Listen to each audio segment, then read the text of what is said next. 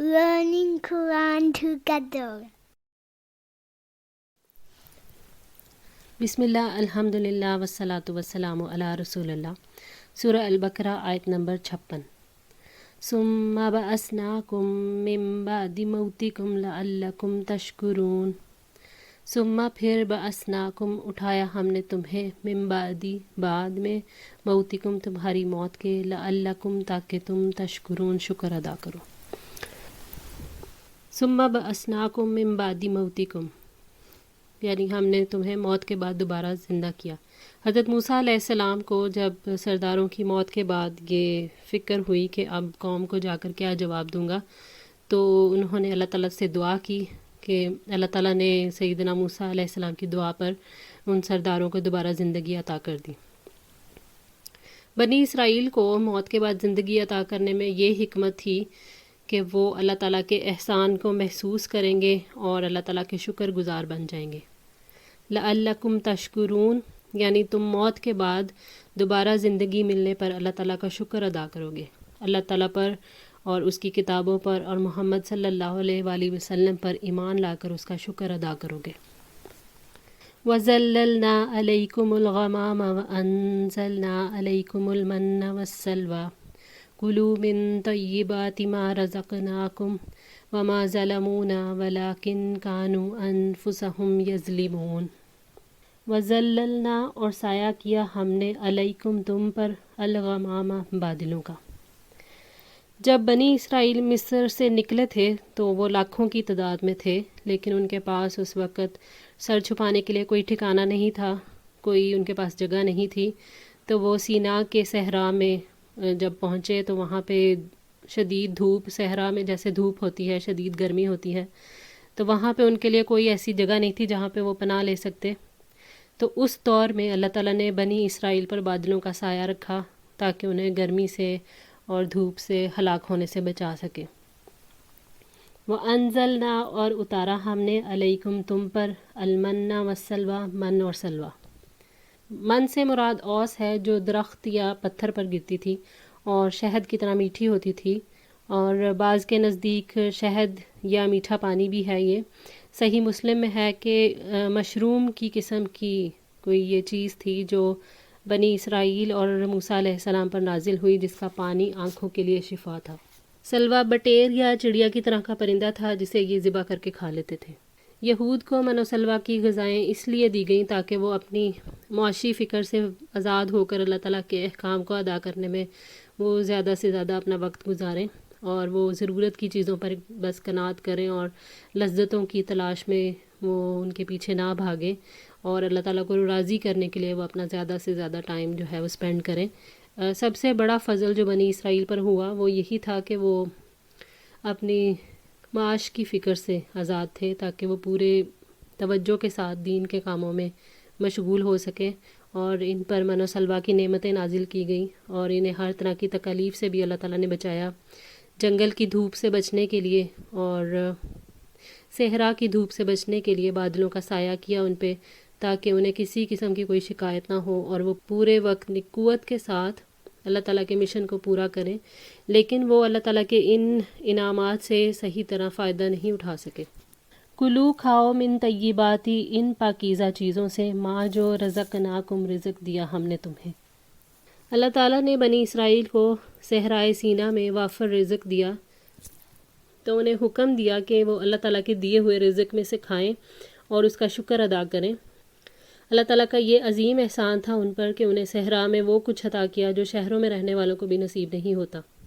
वमा और नहीं, ज़लमूना उन्होंने जुल्म किया हम पर, वलाकिन और लेकिन, कानू थे वो, अनफुसहुम अपने नफ्सों पर ही, यज़लिमून वो जुल्म करते।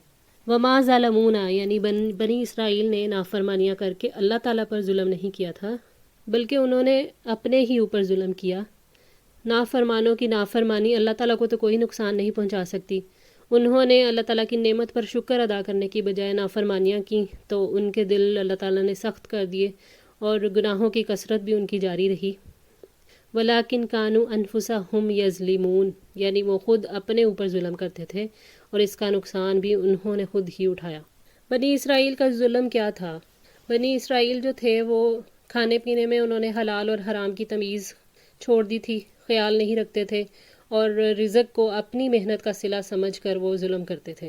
وَإِذْ قُلْنَا ادْخُلُوا هَٰذِهِ الْقَرْيَةَ فَكُلُوا مِنْهَا حَيْثُ شِئْتُمْ رَغَدًا وَادْخُلُوا الْبَابَ سُجَّدًا وَقُولُوا حِطَّةٌ نَغْفِرْ لَكُمْ خَطَايَاكُمْ وَسَنَزِيدُ الْمُحْسِنِينَ۔ وَإِذْ اور جب قُلْنَا کہا ہم نے، ادخلوا داخل ہو جاؤ، هَٰذِهِ الْقَرْيَةَ اس بستی میں۔ اللہ تعالیٰ کا بنی اسرائیل پر یہ انعام تھا کہ ان کی نافرمانیوں کے باوجود بھی انہیں حکم دیا کہ وہ اس بستی میں داخل ہو جائیں۔ اللہ تعالیٰ نے اس بستی کو ان کے لیے عزت بنایا، ان کا وطن اس کو قرار دیا۔ فَكُلُوا پھر کھاؤ، منہا اس میں سے، حیثو جہاں سے، شئتم چاہو تم، راغدا فراغت سے۔ اس بستی میں اللہ تعالیٰ نے واضح فرمایا کہ انہیں کوئی روک ٹوک نہیں ہے، وہ جہاں سے چاہے رزق کھا سکتے ہیں، اس لیے ان کو فراغت سے اور خوشگوار رزق وہاں سے ملے گا۔ وَادْخُلُوا اور داخل ہو جاؤ، البابا دروازے سے، سجداً سجدہ کرتے ہوئے۔ اللہ تعالیٰ نے انہیں حکم دیا کہ صحرا سے نجات ملنے پر وہ اللہ تعالیٰ کا شکر ادا کریں اور سجدہ کریں۔ سجدے سے مراد یہ نہیں ہے کہ پورا وہ سجدے میں گر جائیں، بلکہ سجدے سے مراد یہاں ہے کہ جھک کر وہ داخل ہوں، یعنی وہ اس حالت میں بستی میں داخل ہوں کہ ان پر خشوع کی کیفیت طاری ہو، یعنی تکبر کی بجائے عاجزی کے ساتھ اللہ تعالیٰ کی تسبیح کرتے ہوئے اور استغفار کرتے ہوئے وہ داخل ہوں۔ وَقُولُوا اور کہو، حِطَّةٌ، حِطّہ کا مطلب ہے بخش دے، استغفر اللہ کہنا۔ یہ کلمہ جو تھا امید کا تھا، استغفار کا تھا، جیسے ہم لوگ استغفر اللہ کہتے ہیں۔ ان کو کہا گیا تھا کہ کہو حِطَّةٌ، اپنے رب سے مغفرت کا سوال کرو۔ نغفر ہم بخش دیں گے، لکم تمہارے لیے، خطایاکم خطائیں تمہاری، ہم تمہاری خطاؤں کو بخش دیں گے، معاف فرما دیں گے، یعنی اس سے پہلے جو نافرمانیاں تم کر چکے ہو انہیں بھی معاف کر دیں گے، اور تمہارے گناہوں کو مٹا دیں گے، اور تمہاری برائیاں تم سے دور کر دیں گے۔ وَسَنَزِيدُ اور ان قریب ہم دیں گے، المحسنین احسان کرنے والوں کو۔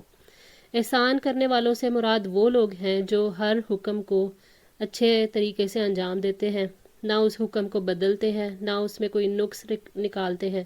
احسان کرنے والوں کو زیادہ دینے سے یہاں مراد یہ ہے کہ ان کے حق سے زیادہ ان کو اللہ تعالیٰ عطا کرے گا، ان کے مطالبات سے زیادہ ان کو دے گا، دنیا کے علاوہ آخرت میں بھی ان کو اجر دے گا۔ سیدنا ابن عباس رضی اللہ تعالیٰ عنہ نے کہا، جو محسن ہے اس کے احسان میں اضافہ کر دیں گے، اور جو خطا کار ہے اس کی خطائیں بخش دیں گے، یعنی بھلائی کا کام کرنے والوں کو ہم دنیا اور آخرت میں ان کے اعمال کی جزا زیادہ دیں گے۔ فَبَدَّلَ الَّذِينَ ظَلَمُوا قَوْلًا غَيْرَ الَّذِي قِيلَ لَهُمْ فَأَنزَلْنَا عَلَى الَّذِينَ ظَلَمُوا رِجْزًا مِّنَ السَّمَاءِ بِمَا كَانُوا يَفْسُقُونَ۔ فَبَدَّلَ تو بدل ڈالا، الَّذِينَ جنہوں نے، ظَلَمُوا ظلم کیا، یعنی انہوں نے ظلم کیا اور ان لوگوں نے اس قول کو بدل دیا۔ یہاں اللہ تعالیٰ نے فَبَدَّلُوا نہیں کہا بلکہ فَبَدَّلَا کہا ہے۔ فَبَدَّلَا یعنی کچھ لوگوں نے بدلا، سب لوگوں نے نہیں ایسا کیا۔ قولاً بات کو، غیرہ سوائے، الذی اس کے جو، قیلا کہی گئی تھی، لہم ان سے، یعنی انہوں نے اللہ تعالیٰ کے حکم کی خلاف ورزی کی اور اس کا مذاق اڑایا۔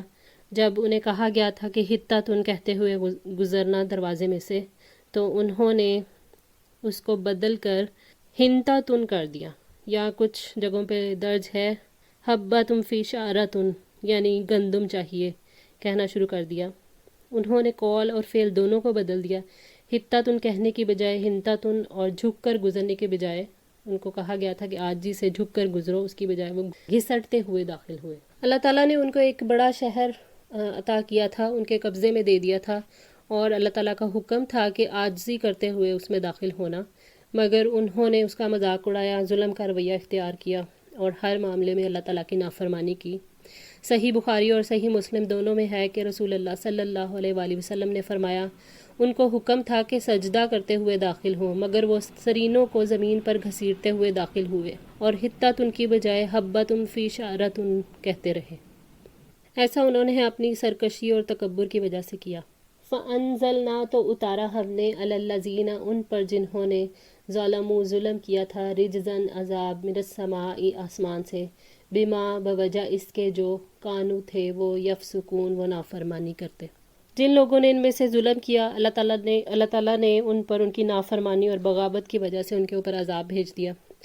یہود اللہ تعالیٰ کے احکامات کا مذاق اڑاتے تھے اور سرکشی کی وجہ سے نافرمانی کرتے تھے، اور وہ اخلاقی اعتبار سے کافی نیچے گر چکے تھے اور ہر وقت اللہ تعالیٰ کی نافرمانیاں کرتے تھے۔ انہوں نے یہ سمجھ لیا تھا کہ وہ نجات یافتہ ہیں، اللہ تعالیٰ کی طرف سے وہ نجات پا چکے ہیں، اس لیے وہ اپنی جو چاہے اب منمانیاں کر سکتے ہیں۔ ان کو خبردار کرنے کے لیے جو لوگ آتے وہ انہیں دھتکارتے، یہاں تک کہ قتل بھی کر ڈالتے تھے۔ پھر ان کی بے حسی اتنی بڑی کہ انہوں نے کھلی نشانیاں بھی جو ہیں وہ ان کے دلوں پر کوئی اثر نہ کر سکی، تو اللہ تعالیٰ نے ان میں طاعون کی بیماری بھیج دی۔ نبی صلی اللہ علیہ وآلہ وسلم نے فرمایا، یہ طاعون اسی عذاب کا حصہ ہے جو تم سے پہلے لوگوں پر نازل ہوا۔ تمہاری موجودگی میں کسی جگہ طاعون پھیل جائے تو وہاں سے نہ نکلو، اور اگر کسی علاقے کے بارے میں تمہیں پتہ چلے کہ وہاں طاعون ہے تو وہاں نہ جاؤ۔ صحیح مسلم۔ وَإِذِ اسْتَسْقَىٰ مُوسَىٰ لِقَوْمِهِ فَقُلْنَا اضْرِب بِّعَصَاكَ الْحَجَرَ فَانفَجَرَتْ مِنْهُ اثْنَتَا عَشْرَةَ عَيْنًا قَدْ عَلِمَ كُلُّ أُنَاسٍ مَّشْرَبَهُمْ كُلُوا وَاشْرَبُوا مِن رِّزْقِ اللَّهِ وَلَا تَعْثَوْا فِي الْأَرْضِ مُفْسِدِينَ۔ وَإِذ اور جب استسقا پانی مانگا موسیٰ نے لِقَوْمِهِ اپنی قوم کے لیے، اللہ تعالیٰ نے انہیں ایک اور عظیم انعام اپنا یاد دلایا کہ جب موسیٰ علیہ السلام نے بنی اسرائیل کے لیے پانی کی دعا کی تو ہم نے وہ دعا قبول کر لی۔ یہ صحرا کا واقعہ ہے جب وہ سینا کے صحرا میں موجود تھے۔ فَقُلْنَا تو کہا ہم نے، اضرب مارو بعصاک اپنے عصا کو، الحجر اس پتھر پر۔ اللہ تعالیٰ نے موسیٰ علیہ السلام کو حکم دیا کہ پتھر پر اپنا عصا مارے۔ فَانْفَجَرَتْ تو پھوٹ پڑے، منہ اس سے اسنتا عشرتا 12 عینہ چشمے۔ موسیٰ علیہ السلام کے عصا مارتے ہی اللہ تعالیٰ نے بنی اسرائیل کے 12 قبیلوں کے لیے 12 چشمے جاری کیے۔ بنی اسرائیل کے 12 قبیلوں میں اللہ تعالیٰ نے قدرتی طور پر پانی تقسیم کر دیا تھا تاکہ پانی کے معاملے میں پھر ان میں کوئی لڑائی نہ ہو بعد میں۔ قد علیما پس جان لیا، کل اناسن سب لوگوں نے، مشربہم گھاٹ اپنا، یعنی ہر قبیلے نے اپنی پانی لینے کی جگہ معلوم کر لی تاکہ وہ پیتے وقت ایک دوسرے سے نہ الجھیں اور نہ لڑائیاں کریں بعد میں۔ کلو کھاؤ واشربو اور پیو، من رزق اللہ اللہ کے رزق سے، ولا اور نہ تعصوا تم فساد کرو، فی الارض زمین میں، مفسدین مفسد بن کر۔ یعنی اللہ تعالیٰ نے صحرا میں بغیر کسی کوشش کے جو رزق تمہیں عطا کر دیا اس میں سے کھاؤ اور پیو، اور تم سرکشی نہ کرو، زمین میں فساد نہ کرو، فساد پھیلانے کے لیے زمین کو برباد نہ کرو۔ رزق ملنے کے بعد انسان فساد کیسے کر سکتا ہے؟ تو رزق ملنے کے بعد انسان میں تکبر پیدا ہو جاتا ہے، وہ اپنے آپ کو دوسروں سے بڑا سمجھتا ہے اور اسے اللہ تعالیٰ کی عطا نہیں بلکہ اپنی قابلیت کا نتیجہ سمجھتا ہے۔ یہی بنی اسرائیل میں خرابی آ گئی تھی کہ وہ اسے اللہ تعالیٰ کی عطا نہیں بلکہ اپنی قابلیت سمجھنا شروع ہو گئے تھے۔ پھر وہ مال پر صرف اپنا حق سمجھتے تھے اور مال کو اپنی مرضی کے مطابق بس خرچ کرنا چاہتے تھے۔ جہاں خرچ کرنے کے موقع ہوتے ہیں وہاں پھر وہ اس سے خرچ کرنے سے بچتے تھے اور اس طرح فساد پھیلتا تھا۔ تو ہم فسادی بننے سے کیسے خود کو بچا سکتے ہیں؟ اللہ تعالیٰ کے دیے ہوئے رزق کو عطا سمجھ کر، اس کی عطا سمجھ کر شکر ادا کرنے سے، رزق پر اللہ تعالیٰ کا حق تسلیم کر کے صدقہ کرنے سے، اور اللہ تعالیٰ کے احکامات پر عمل کر کے، یعنی مال کو اللہ تعالیٰ نے جیسے حکم دیا ہے اس کی مرضی کے مطابق خرچ کرنے سے جو ہے انسان اس طرح کے فساد سے بچ سکتا ہے۔ دعا ہے اللہ تعالیٰ ہماری اس کوشش کو قبول کریں، ہماری غلطیوں کو تاہیوں کو معاف فرمائیں اور ہماری اصلاح فرمائیں۔ جزاکم اللہ خیر، والسلام علیکم ورحمۃ اللہ وبرکاتہ۔